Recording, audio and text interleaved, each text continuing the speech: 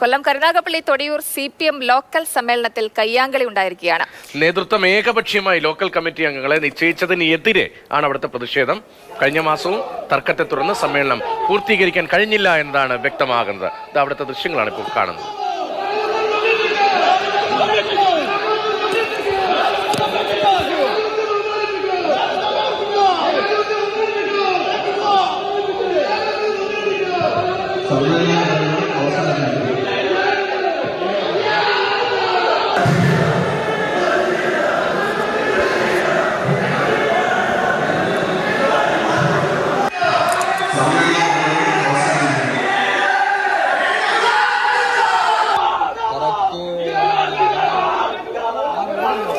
നമുക്കിപ്പം വിവരങ്ങളുമായിട്ട് കണ്ണൻ നായർ ചേരുന്നുണ്ട്.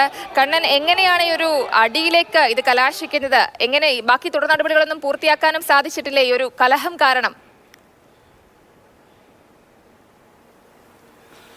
സമ്മേളനം പൂർണ്ണമായും നിർത്തിവച്ചിരിക്കുന്നു. ഇത് രണ്ടാം തവണയാണ് തൊടിയൂർ സമ്മേളനം നിർത്തിവെക്കുന്നത്. കാര്യം നേരത്തെ സമ്മേളനം ഉണ്ടായ സമയത്ത് അതിൽ 7 പേർ മത്സരിക്കാനായി രംഗത്തെത്തി. ആ മത്സരിക്കാനായി രംഗത്തെത്തിയവരെ പിന്തിരിപ്പിക്കാൻ വേണ്ടി സംസ്ഥാന നേതൃത്വം ഇടപെട്ട് ശ്രമിച്ചിരുന്നു. എന്നാൽ അത് ഫലവത്തായില്ല. അതിനെ തുടർന്ന് അന്ന് സമ്മേളനം നിർത്തിവെച്ചു. ഇന്ന് വീണ്ടും സമ്മേളനം നടത്താൻ കഴിഞ്ഞ ദിവസം ചേർന്ന CPMന്റെ ജില്ലാ സെക്രട്ടേറിയറ്റ് യോഗമാണ് തീരുമാനിച്ചത്. CPMന്റെ സംസ്ഥാന നേതാക്കന്മാർ, സംസ്ഥാന കമ്മിറ്റി അംഗങ്ങൾ, സൂസൻ കോടി അടക്കമുള്ള ആൾക്കാർ ഈ സമ്മേളനത്തിൽ പങ്കെടുത്തിരുന്നു. എന്നാൽ 87 സമ്മേളന പ്രതിനിധികൾ ഉണ്ടായിരുന്നു. അതിൽ 7 അംഗങ്ങൾ വീണ്ടും മത്സരിക്കാനായി രംഗത്തെത്തി.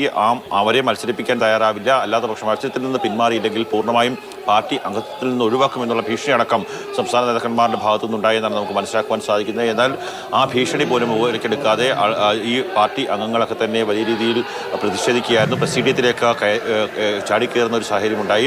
87 പേരിൽ 17 പേർ മാത്രമാണ് ഈ നേതൃത്വത്തിൻ്റെ ഒരു തീരുമാനം അംഗീകരിച്ചത്. ബാക്കി 70 പേർ എതിർ തീരുമാനമായി നിൽക്കുന്ന ഒരു സാഹചര്യമാണ് ഉണ്ടായത്. അങ്ങനെയാണ് കയ്യാങ്കളിയിലേക്ക് കാര്യങ്ങൾ പോയത്.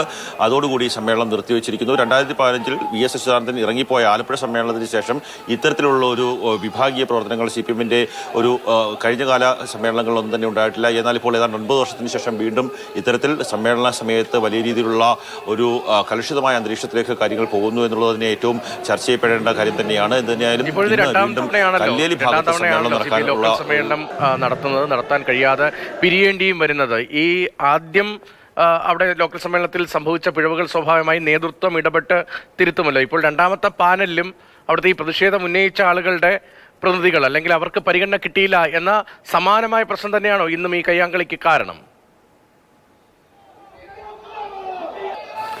സമാനമായ പ്രശ്നം തന്നെയാണ്. അതിൽ ഏറ്റവും എടുത്തു പറയുന്നത് ഒരു ജില്ലാ കമ്മിറ്റി അംഗത്തിൻ്റെ ഒരു അനുഭാവിയായിട്ടുള്ള ഒരു ബാർ മുതലാളിയെ ഈ ലോക്കൽ കമ്മിറ്റിയിൽ ഉൾപ്പെടുത്താൻ തീരുമാനിച്ചു. ഒപ്പം തന്നെ ഒരു കൊട്ടേഷൻ സംഘാംഗത്തെ ഈ കമ്മിറ്റിയിൽ ഉൾപ്പെടുത്താൻ തീരുമാനിച്ചു എന്നൊക്കെ പറയുന്നുണ്ട് മറുഭാഗം.